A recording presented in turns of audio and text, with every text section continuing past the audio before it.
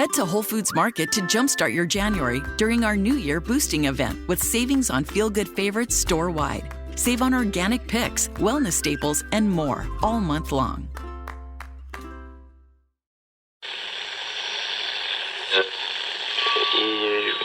Ampire.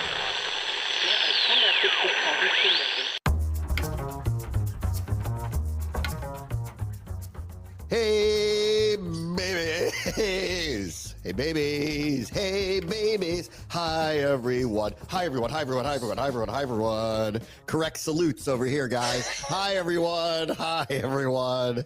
What's happening? Oh, man. First time since I was in high school. No, college. Sorry, college. First year college. They were playing in the NFC Championship game. Can't believe it. Yes, because I think you've told me this story. You were, weren't you trying to go for a frat, and it was during the Super Bowl or something? Hell and week. you were, Yes. and you were like, I am not doing anything. The Redskins are in the Super Bowl. Apparently, I've told you this story. Yes, we had. They had what was called Hell Week at the time, which probably you can't do anymore. I would assume, or No. not publicly. Well, who knows? Things have changed again, guys. Who knows?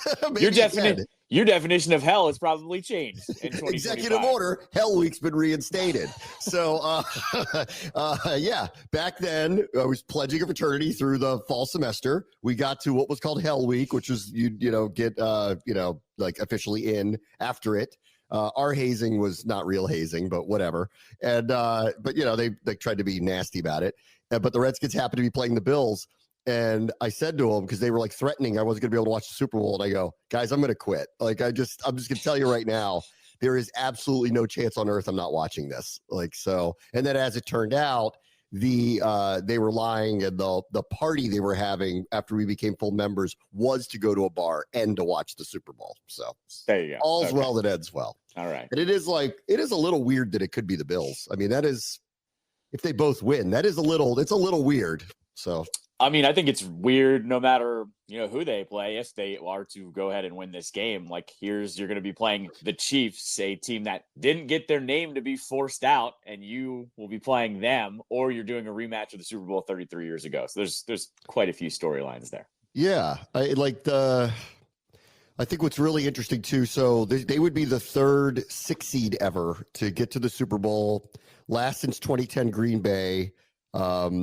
Both the other teams also didn't get lucky and get the 7 seed to win, so they had to win 3 road games to do it. Washington will have done it against the highest seed they could possibly play the whole way, so they would have to knock out 1, 2, and 3 to actually do it.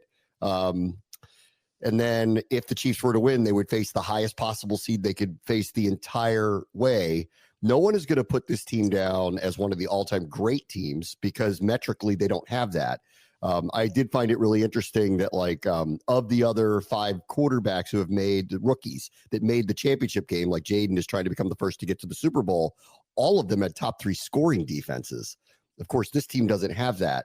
So while they'll never go down as one of the greatest teams in NFL history because they won't have the metrics to show anything like that, I think they're in an argument of their own of how unusual this is if they were to get there, just based on all of the criteria, the rookie quarterback, the amount of new players on the team, the entire new organization top to bottom, and frankly, a side of the ball that was average.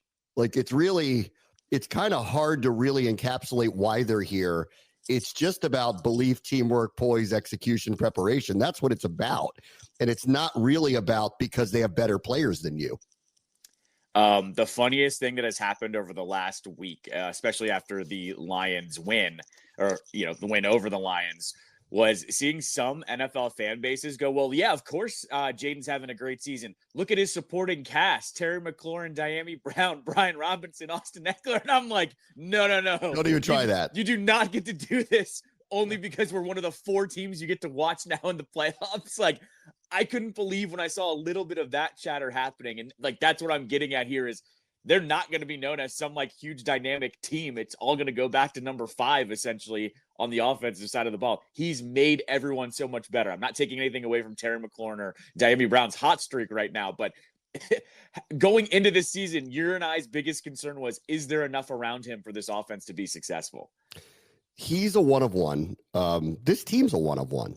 Really, Yes. I mean, it's what it is. This team is a one of one. I've never seen anything like this, and I have full belief they can go win. I think this is the toughest of the three matchups for them, and I actually don't even think it's close. I went into the Tampa game very confident that there would be a very different result, and I wasn't surprised at the result there. I figured it would be close, and it was, but like I think it's going to be a different result. I don't like the way Tampa plays defense. And I just didn't think that was a good matchup for our offense. The way Jaden plays, like the way they bring so much pressure, they're bound to get burned doing something like that. You can't blitz this guy like that ad nauseum. They even backed off a little bit. So I'm like, I thought that was a good matchup for them.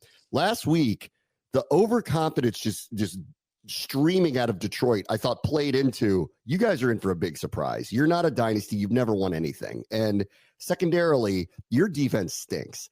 And so we're going to score points on you. The only question is whether it's enough. And once I had heard, I talked about this last week, once I had heard what the defensive game plan was, I was bought in and it landed to a T. This one's different. Like this is the one where I'm literally nervous about their defense. Like they don't have to blitz a lot of people, which is not what you want to do anyway with Jaden because of his escapability. They can win with 4. I'm worried about our offensive line and holding up specifically in the interior with Carter and Williams and whoever else they bring there. Nolan Smith has turned out to be a very good, I would never believed it at his size, a very good edge rusher, but he is. They're playing at such a high level that I'm sticking to, I believe that this is going to be a very close, low-ish scoring game. But I do want to go back to this one thing that continues to happen here, because I did Philadelphia Sports Radio yesterday, and I was talking to all the people, that I work with down at the park who are doing, and nobody believes they can win. And I keep looking and I keep waiting for someone, there's the outlier person who will pick them. Like you'll see the graphics of the one person that does that, or NFL Network does their lone wolf thing, and somebody's going to pick them. But out of these places that we play, or the general national media, or even Jason Kelsey, who yesterday, I tweeted out a clip that he put on WIP yesterday where he said the Eagles are better at literally every position than them, which is a really it's true in a lot of cases, but it's not across the board. It's really disrespectful to say something like that. Like nobody believes them. And even when I was on with the guys with Kincaid yesterday up on his show, I go, did us beating the 1 seed on their field on a short week when they were off a bye, that didn't do anything for you? Like, how about when they beat you a month ago? Did that not do anything for you? So this is the one where I keep looking at it and I'm going, I can't believe there isn't more people going, I think this is a really close game. It could go either way. It's the same vibe of, I don't know how they're here. I know they're going to lose. I just don't know by how much. And I don't get it, really. At this point, I don't know what they have to do to earn respect, I think would be the best way to put it. Well, and I told you this on Monday or Tuesday after we were seeing clips on Monday of people writing them off right away. And I literally tweeted out, I can't believe we're doing this for a 3rd week in a row where people are writing them off like this. Too, I will say this. On that Kelsey clip, if you actually watch it, I think it was WIP, I want to say. Yes. They clickbaited the hell out of that, and I actually felt bad for Kelsey. He was very complimentary of our whole operation. If you watch the full clip, he actually was like, Dan Quinn has them playing, and he said the Eagles have a better roster overall, but that team is playing like a team and is very tough to beat at this moment. Like basically just said they're very tough to stop. So, and he actually had to quote retweet it by saying, let me clarify here. I was very complimentary of Washington. So I will say that it was not as bad as it sounded in WIP. Good job. We all reacted to it because, the full clip was actually very complimentary to them. So no, I'm with you once again. We've had to do this for 3 fan bases in a row, and I will say what I said on Tuesday. I'm shocked that this fan base, who has seen him now for 2 times already, is just so arrogant and confident when the Eagles, they're very Chiefs-like. They're not blowing anybody out. These are 1-possession games. These are close games. Say what you want. They might Saquon's going to get his on Sunday, but I'm telling you, if they don't pull away and Jaden's got a chance to win the game, what else could we ask for at the end of that game? Because they're not killing people. They're not blowing people out. Our defense is getting better. Their offense is becoming more and more and more one-dimensional. They rely on huge runs to be the difference in their game. And I'll get to Hurts in a second, but I might as well just do it now. Again, I don't know what his status is. I see that he's practicing. I saw the one clip that they got of him moving. It's hard to tell. We're not going to know till Sunday. If they're going to run zone read stuff because that's what they do. But if he doesn't tuck the ball and keep it himself ever, doesn't call his own number, isn't moving laterally, isn't rolling out, eating it on sacks because it's just not there, which he does anyway, but like seriously does it? Like typically when he vacates, it's right up the middle of the line. Well, what if he doesn't do that because he can't run? Well, they're going to become one-dimensional really, really fast, which they've been heading that way anyway. Like A.J. Brown has nothing in these playoffs. The ball's just not even going his way. And I will say this too, and I'll bring this up again later. Like, if you actually watch them now, what you'll see is something I saw earlier with the Browns when they were playing Washington earlier this year, where it became obvious that they could not throw the ball because Deshaun was just awful, right? This is different because Hurts isn't awful. It's just they've become a run team. Like they're almost like an old school NFL 1940s team where they run the ball a ton and they throw it a little, that's what they've become. But the Browns game, I'll never forget this. I was watching them. Deshaun was so bad at the time that the receivers didn't even break off the line sometimes. Like they just kind of knew. They were so disengaged from the whole thing. You will see a little bit of that when you watch Philadelphia over the last couple of weeks. Part of it's probably that they know it's a run play, but it's so obvious that it is. And it's not a run play coming their way because they don't run these sweeps or anything. It's all this stuff kind of in and around the line. They use their line to pull and get all this stuff, and they're amazing at it. But the receivers, you can feel they're just not part of it, and you can feel them not being part of it when you watch them on film right now. So they're becoming more and more. It's a really good one dimension, right? But they're becoming more and more of that. Teams like that end up in close games constantly, no matter what. Like, are they going to rip off 3 60-yard touchdown runs again? Like, I'll believe it when I see it. Like, because that's what happened a week ago. Otherwise, that was nip and tuck. Against the Rams, they had 3 touchdown runs that equated to 180 yards, right? Every other play they ran amassed 2.9 yards per play. They couldn't move the ball. But they had these home runs, grand slams, really, that like they got to walk. A guy stole second. They walked the other guy. Dude, it's a home run. That's what they were getting done. They weren't having consistent offense. And this is where another reason why I think this game's close. Like, I don't think it goes the other way. There's in no part of my mind can I see, because of their defense, Washington like running away from them at all. But I know what we are in close games, and they should be scared, what, playing us in a close game this weekend. To use the hockey analogy, like if you keep it close or even you're ahead heading into the fourth quarter, how do you think that crowd is going to be feeling at the time, right? And especially because they're mimicking exactly what Detroit did last week, the overconfidence from the fan base. Once again, by the way, I will say this and go out of my way to say it. Like, the Eagles coaches have been nothing but complimentary and saying the right things on their side. Detroit's were too, actually. Dan Campbell was. Yes. It was their fan base that was saying the craziest crap about it. No, exactly. That's what I was going to say. Like, both of these teams were very smart at not giving any bulletin board material. And I actually give Sirianni a lot of credit on the Joe Witt Jr. stuff yesterday, where Joe Witt Jr., all he said was, we're going to tackle Jalen Hurts like a running back if he's running the ball. And Sirianni was like, yeah, that's what you do when the quarterback's running the ball. Like, he simmered it down real fast. And so I give them both This is, credit. by the way, the third time that they've said this publicly, but nobody's paying attention. Like, that's right. They said it 2 weeks ago against Baker. They publicly said, we're going to hit him like a running back because he runs. And actually, I remember Quinn said to me, he goes, we're treating him like Jalen Hurts. He goes, because that's what he's like, that's what he does. So listen, fair is fair. You want to be a running back, you're going to get hit like a running back. The rules should not apply. This is why everybody gets so mad about what Mahomes is doing, because he's gaming it up. Like, he can sit there and pretend he's not, but he's using the rules to his advantage when he's a running back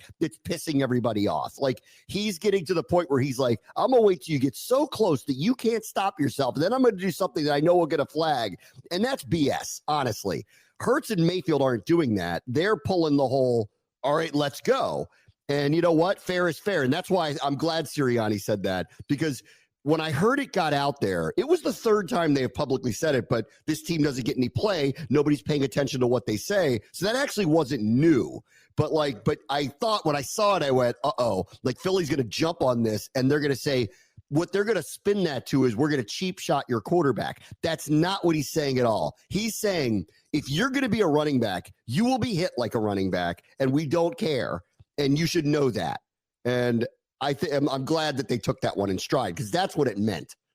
No, exactly. And I saw all of the aggregate accounts trying to blow it up, and then Eagles fans saying, oh, well, Jalen's on the other side. It's like, guys, none of that matters. Like, all these guys are going to play their game. And it was so funny is, if your players need extra motivation in the NFC Championship game to play as hard as possible, that's a bigger problem. And I don't have any thought in the world that either of these teams need that. But back to like how the Detroit fan base and the Eagles fan bases are acting compared to their coaching staffs, same thing. The overconfidence from Eagles fans here tells me if this sucker's close again in the fourth quarter, they're going to get restless. The way that they have talked about this team and writing them off starting on Monday, like not even 24 hours after they had their win, tells me if you get this thing close in the fourth quarter, that tension is going to be palpable again, and it seeps onto the field. We know this in all of sports. If the crowd is starting to feel that tense, the team starts to feel it a little bit. Yes. The other thing I'll say about this, and this is like the foreshadowing has been happening all year, where Quinn has said things like, we want to be in heavyweight fights. This is a heavyweight fight.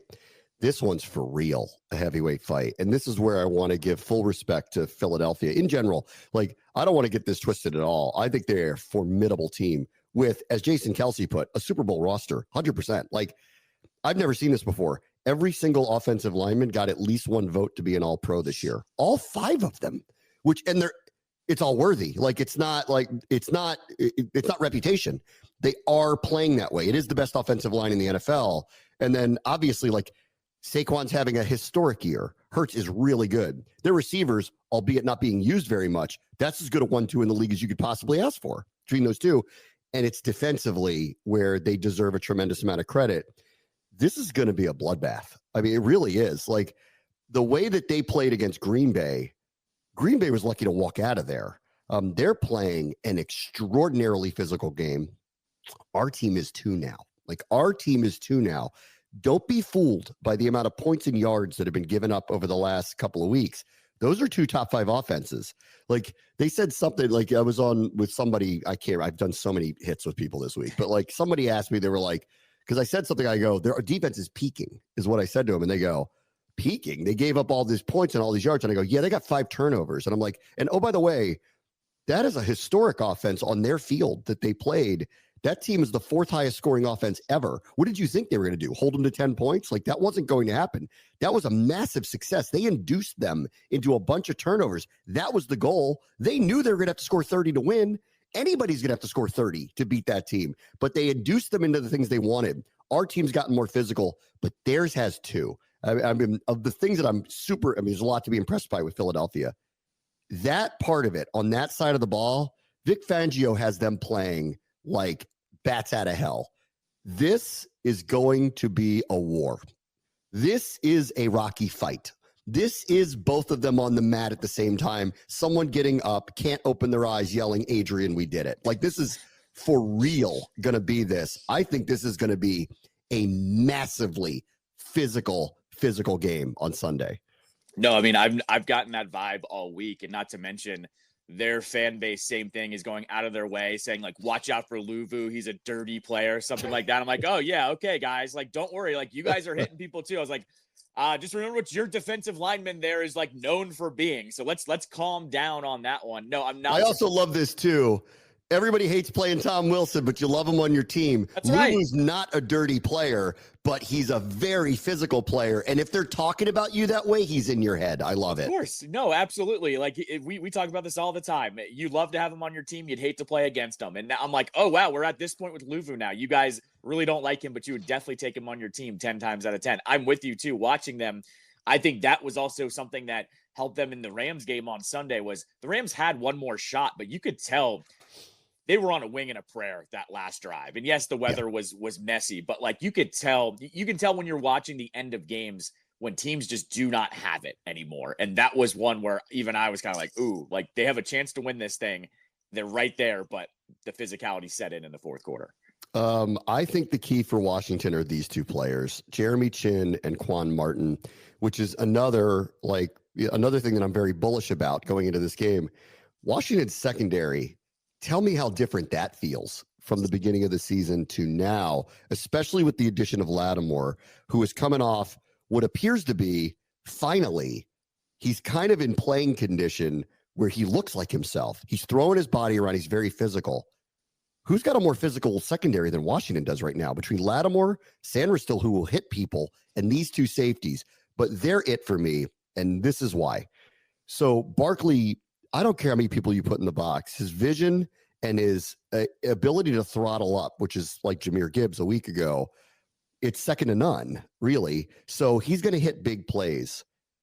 The safety has to tackle him. If the safety misses him, that's where the home runs happen. The safeties who are willing participants here, Quan and Chin, I think one of the big issues that the Rams had a week ago was they had a safety tandem. One of them was Cam Curl, but the other one was either young, inexperienced, not wanting the smoke, whatever it was. He wasn't where he needed to be. And once he wasn't where he needed to be, if Saquon gets through that first level, he's gone. You're not going to catch him. We have guys that are willing to tackle, but they got to make the plays. And we got hit the first game a couple of times with Barkley late in the game, almost similarly to like that Rams game where it was kind of like we took too many body blows. It went the wrong way, and we had a bad round in that fight. And all of a sudden, for about a 3-minute stretch, Washington wasn't Washington, and they were them. These two are the key to me. They must make the plays to limit Barkley when he does pop one to a 7 to 10 yard gain and not 40 or more, because that's what's going to flip this game. They cannot give up some 50-yard touchdown run. The points are going to be too much at a premium. It has to be hard for them to score two. It has to take them a while to score two. And they are the ones, because they're going to be the ones that are tested. I'm hoping the line and the linebackers do well, but it's impossible to believe that Barkley's not going to pop a couple of these. When he does, they have to be there. If they're not, it's touchdowns. They're the key to the game to me. Hearing Dan Quinn and Joe Witt Jr. use the word discipline over and over and over again this week is exactly that game plan, not just for them, but the linebackers as well. I feel like you just said it there. The Rams were fine. What did they average? What did you just say? 2.9 yards a carry. 58 plays, 2.9 per play. 3 plays, 180 yards, 60 yards per play, ball game. What basically I was getting, the vibe I was getting from both Joe Witt Jr. and Dan Quinn this week was, if we need to play boring defense, keep playing boring defense. Don't be in the wrong position because Correct. You get complacent after it. And I've never had more faith that this defense will be that. Like, I'm telling you, like, with the Rams, I don't know what their team chemistry is like. I don't know what their vibe is. I haven't watched enough of them. But I do know this team, if you're telling everyone to do one thing, they're all going to keep each other in check the entirety of the game, and I like their chances. I'm with you. Like, Saquon's going to get one probably. Like, he's Saquon. He's been very, very good. This run defense has been suspect all year long, but they're hitting their stride right now. He's going to get his. I'm going to reference Dan Quinn's own pregame speech. They're going to get their scratching and clawing in, but you can be the one standing above the bathtub, at the end of the game.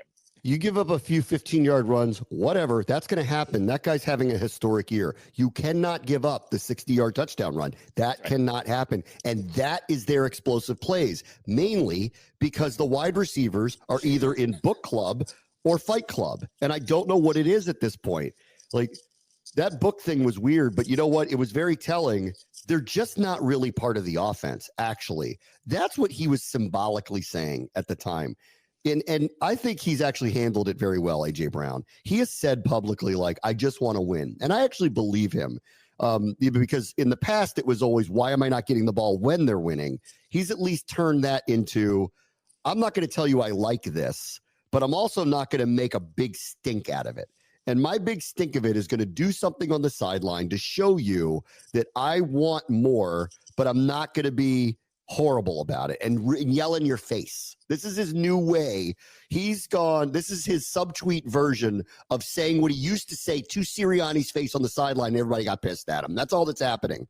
And I'll tell you, I'll reiterate what I said earlier. When you watch them recently, you will see disengagement from their wide receivers, unlike that I'm accustomed to seeing. When they go off the line, it's a pass play. When they don't, they know what it is.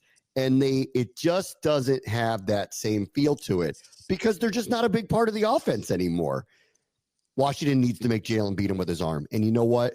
If he does, and this goes back to, can he move? If he can't move, we're stacking the box. We're going to limit Barkley as much as possible, and we're going to force the issue. Can Jalen Hurts beat us throwing the ball? And if he does, we shake their hands at the end of the game. Good luck in the Super Bowl. We'll see you next year. But I'm taking my chances with that. Watching these receivers being semi-disengaged, and the most important part of that is when you're not locked in the whole time, when they call on you, will you be? Will you be?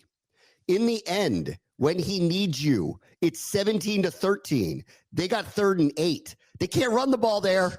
They got to throw it. You awake now? And so let's see what happens this weekend. And I'll just piggyback off this. I cannot believe he did that during a playoff game and it didn't get more play. That's as close as it gets to TO type stuff on the sidelines. Yes. Where it's ridiculous and people talked about it, but then they won, so people didn't blow it up. This team would never. That's all I'm going to say. This team in Washington would never do that. It started in preseason that these guys are cheering on their teammates or trying to improve literally every single play. I'm just saying that feels like a difference maker to me. I cannot believe he was reading a book on the sideline during a playoff game and it wasn't blown up even more. And whatever, if he's buying into got to do whatever to win, fine. But I'm with you. If you're not going all out every single play, good luck with that. Terry McLaurin said it best. We've been playing those highlight videos, or everyone's been, retweeting the highlight videos. Terry had like one of my favorite lines ever where he was like, I know what they're going to say about me when they watch the film. And that couldn't be just a more opposite feeling than AJ Brown right now. Like he is going, I don't give a, what, go out there and play really hard. I know what they're going to say about me. And then there's AJ Brown that's reading a book on the sideline. Yes.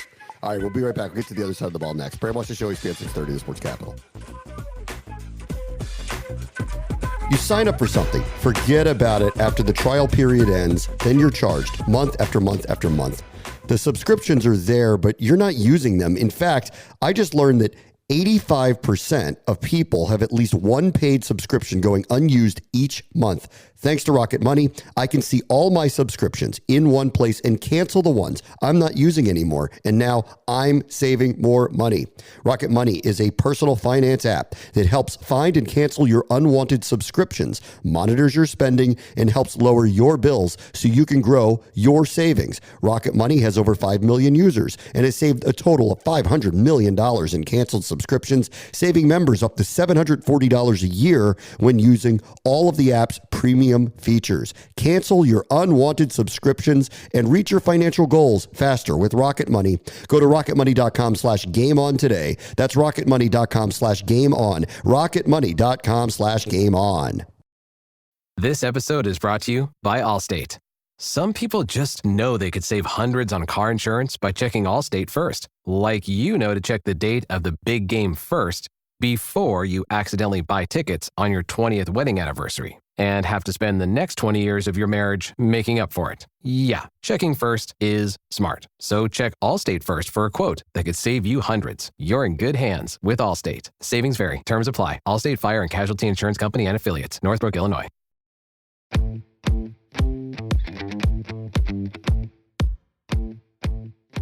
All right, welcome back. So on defense, I think the safeties are a really big deal. Last line of defense must make the plays on Barkley. Can they force Jalen Hurts to be a passer? Let's see what that looks like. Can they beat us that way? We can't let them win hitting home runs, running the ball. It just that can't be the case here. It's what they're best at. It's going to be hard to stop. I don't expect them to hold Saquon Barkley to 20 carries and 40 yards, but there can't be in there a 75-yard touchdown run. That just can't happen. On the other side of the ball are where my bigger concerns really are. Like, I feel like this game's going to be close, but we need the magic of the Hogs to show up here, because without Sam Cosmi, who is their best offensive lineman, Tyler Biotish is hanging in there. He deserves an award for making it to this point. And now without Cosmi, he's staring down Jalen Carter and Milton Williams and whatever else they're bringing. They already had problems with them because the guy's the best interior defensive lineman, most disruptive interior defensive lineman in the NFL. I don't even know who's playing guard at this point at the time that we're talking about this. And I trust that they'll put the best 5 out there.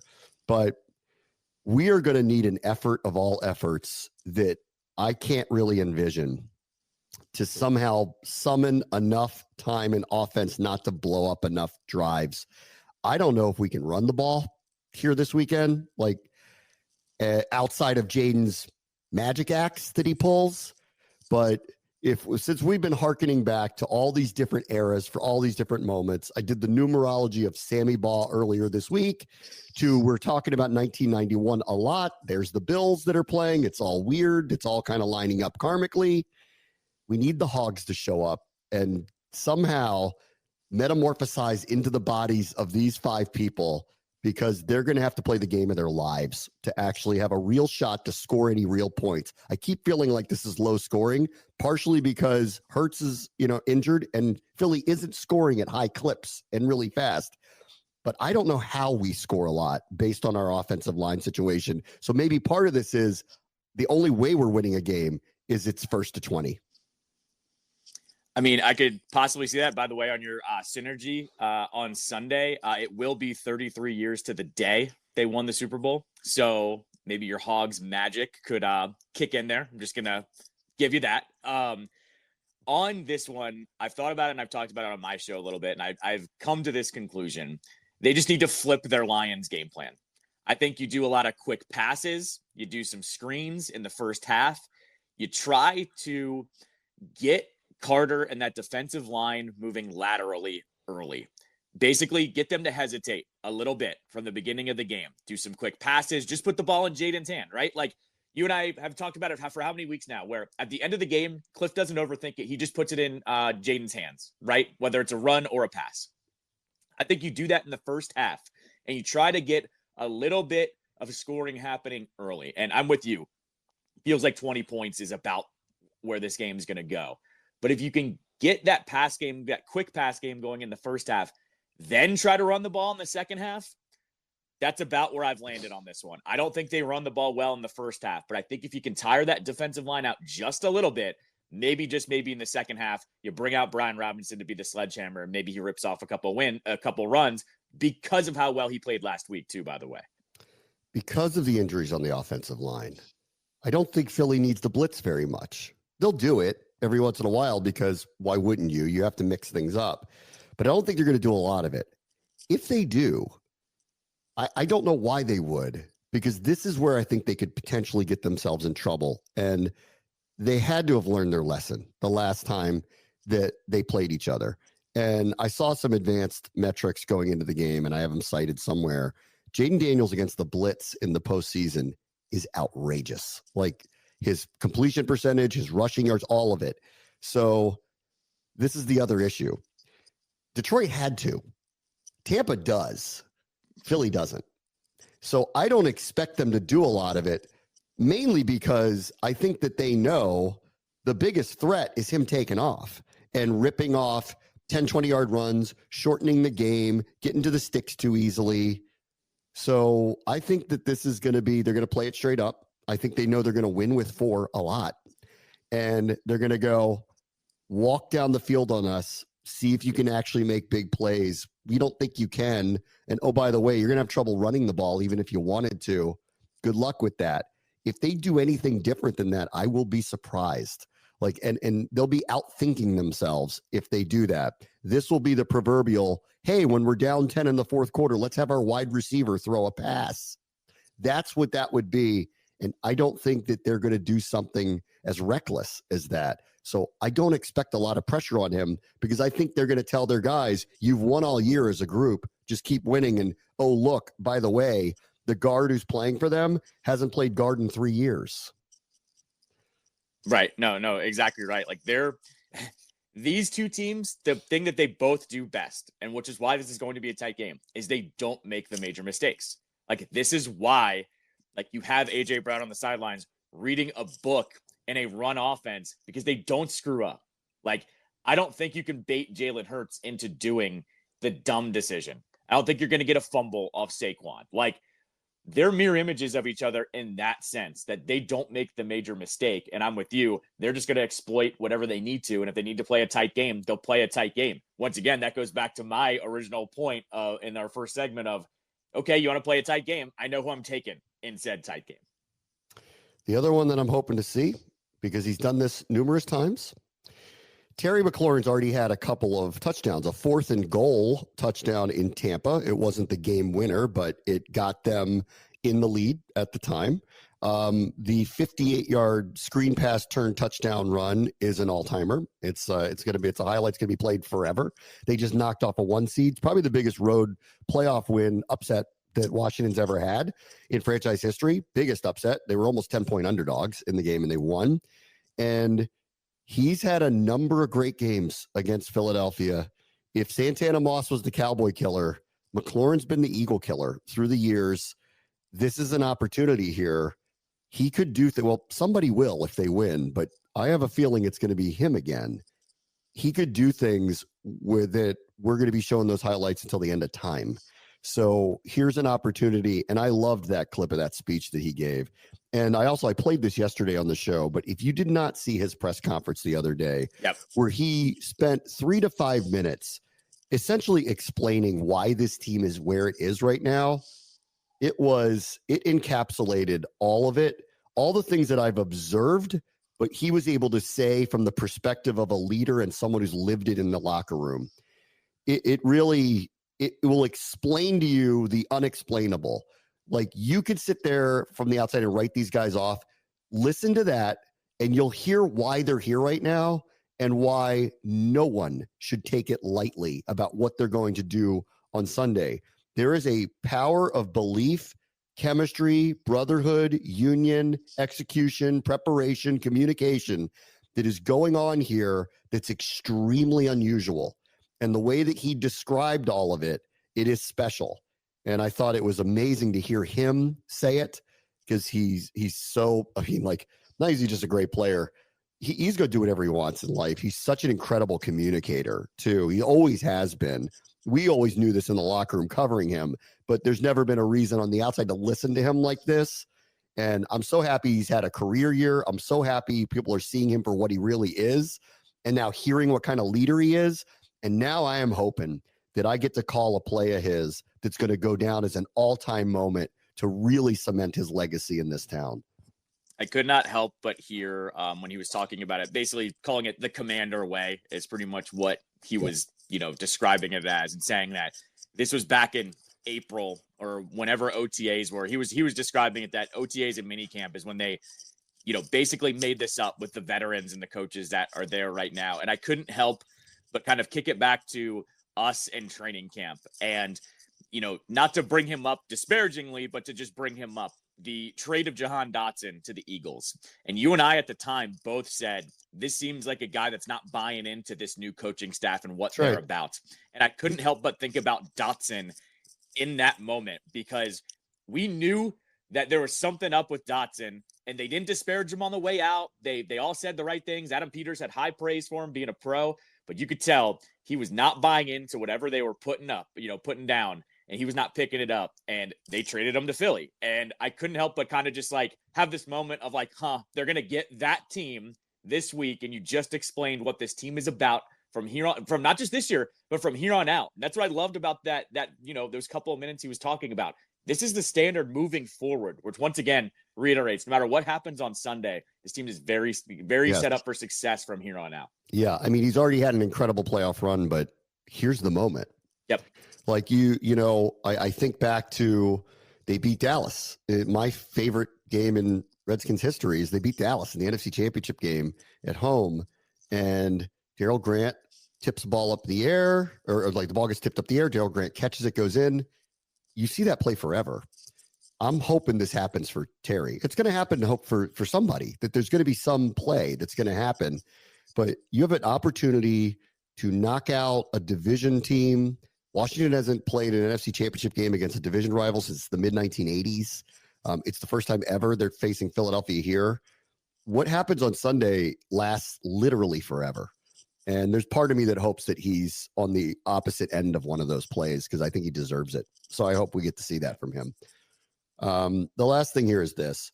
On this case, I would call this one an upset if they pull it off. Like the other two, I didn't really see it that way. I know what the spread was. I thought they were going to win in Tampa. I thought the game would be close for sure. And, that they could win. And I didn't think it'd be that big of a deal if they actually won the game. Last week, I was open to hearing out how great their offense was. But the more I watch their defense, I'm sitting there going, this isn't even an upset. Like, people seem to have forgotten we have a top 10 offense too with a top 5 quarterback. Most of the time, crappy defenses don't win games like that. And I wasn't surprised, I wasn't surprised. Like, had Detroit outscored them and won 38-35, I could have seen something like that. That's all. The whole thing to me was, I know we're going to score 30. The question is it enough? And as it turns out, they defensively had the right game plan to induce these types of turnovers, and it played out the way they wanted to. And I left there feeling like it wasn't as big an upset as people were like trying to make it out to be. I know the people in Detroit were blinded by their own biases of, we're too good, you have a rookie, it's not your time, we waited for this, you didn't, like whatever the feelings they had about it that weren't logical, honestly, or based in any kind of reality. I think this one's different. Like, Jason Kelce's not wrong about their roster is better than our roster. I think we have a better quarterback right now, and I think that's the reason why I give us more than a puncher's chance. But I love our offensive line, how they play. I'll take theirs. I love our running backs. I'll take theirs. I won't take anybody over Terry, honestly. But A.J. Brown being opposite of him, I'll take that. That sounds pretty good. Actually, defensively, there are a lot of players on Washington's team that I think could match up with a lot of the players on Philadelphia. So I think it's a lot closer there than I think Kelce is probably hinting at. But I do agree, they're built to win right now. This team is ahead of schedule, be the best way to put it. And for all the reasons we talked about earlier, I feel like they could pull it off anyway. And the familiarity, I'm surprised Philadelphia wanted to play them, because after seeing Detroit last week, I said this to Kincaid, I go, after seeing what we did to Detroit, don't you wish you were playing them now? And like what their defense is right now, like it would have been an easier win for you to run the ball down their throat constantly. Now you got us, like someone that doesn't die, won't go away. This one would be an upset, but so what? Like, they've been doing it all year.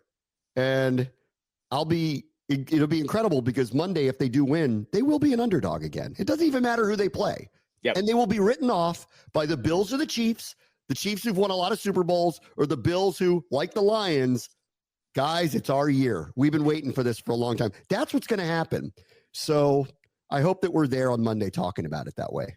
To harp on one thing on Kelce, and once again, he was very complimentary of this team. But you're crazy if you're not going to say, too, though, at the position that matters most, our guy clears their guy easily in this moment. And I'm saying that because he's hurt, he's banged up, he's not the same Jalen Hurts. Even if he was healthy, I'm still taking Jaden. But especially this weekend, I'm taking number 5 over number 1 all day long. And to your point, they have a very good roster, probably pound for pound better than Washington. But at the one that matters, it's the one that can pull the whole entire roster up and above that one. And so once again, I see the path towards winning here once again. Philly's roster is better than Kansas City's and Buffalo's too. Yep, exactly right. Except at the one position. Yeah, exactly. That's right. All right, let me take a quick break. We'll get to the other game in a moment. Brave Watch the Show, ESPN 630, the Sports Capital.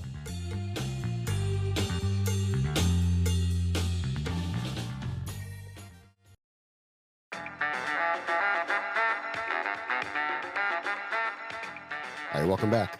Here's what I would ask about the AFC Championship. Can the Bills get Kansas City in a track meet? Because Kansas City, they haven't scored like that. They haven't kept up like that. A few years ago, when they played that classic game where they kept scoring back and forth, in the final 2 minutes, and really no one should have lost. And then they changed the overtime rules because everyone was pissed because it just ended what everybody felt like semi-prematurely or anticlimactically, maybe is the best way to put it. I don't think Kansas City could do that again this year. I don't know that Buffalo can do it to Kansas City's defense. And considering the stage, I assume things get a little bit tighter. But if they could get this thing up tempo and get it to a point where they're asking Kansas City to play ping pong with them, I think the Bills could actually run away with this. I don't know that they can induce a game like that, but I don't actually think, and I love Mahomes and I'll believe anything with him, I don't actually think Kansas City can win that way. Not this year. Maybe in future years, but not this year. No, I 100% agree. If the Bills' offense is clicking here, I think they get the win on the road in Arrowhead. But Kansas City's defense has been so good all year. I said it to you this week and last week. Kansas City's defense is their identity this year. It's not Mahomes. It's not Kelsey, although Kelsey had a great game last week. He woke up. I will say they have made their defense their identity, and they seem okay with that. Everyone's kind of buying in, not unlike this team here in Washington. They're all pulling on the same rope, and it feels like Kansas City has – I don't want to say revert because that sounds like it's a negative connotation, but they have reverted to a safer offense. Mahomes isn't screwing up. He's not making these crazy mistakes. They're keeping these games close because they know they can win them and they can keep them low scoring. They only beat the Texans by 8 points, I think it was by the end of the day. I think they are making the defense their identity. Can that defense stop that Bills offense? I don't know, but I like the Bills' chances to get them into a track meet on Sunday. Yes. Here's the other thing too. That's just kind of occurred to me. Have they just not really given a crap until now? Because they've acted like it the whole year. They haven't run anybody. They haven't blown anybody out. And it's just, that's what's just unusual about them. And considering how great Mahomes is, you would have figured it would have happened a few times, but it never really did. Like early in the season, it was like, okay, they're just whatever, how it goes. They'll get to December and they'll be this or they'll be that. And it never really materialized, but they also never really lost. And so it does make me wonder, like, maybe they just didn't have the same level of motivated to be great. They just knew they were going to win. They were secure in that feeling. It's a dangerous thing to do when you get to this point because we're actually asking them to turn it on right now. And I'm not going to doubt them because they've turned it on so many times over this run that I believe they can. But this one does feel a little different. Like the Bills can really turn it on, are motivated to do it. It would be a first for them to get over the hump and get to the Super Bowl. And Kansas City just doesn't feel like the same, especially on offense, Kansas City team. I put nothing past them, but if they lose this game, like I think they're going to be a little bit of, even with the record they had, a little soul searching of why didn't we play to our best ability the entire season, I think is what they're going to have to ask themselves.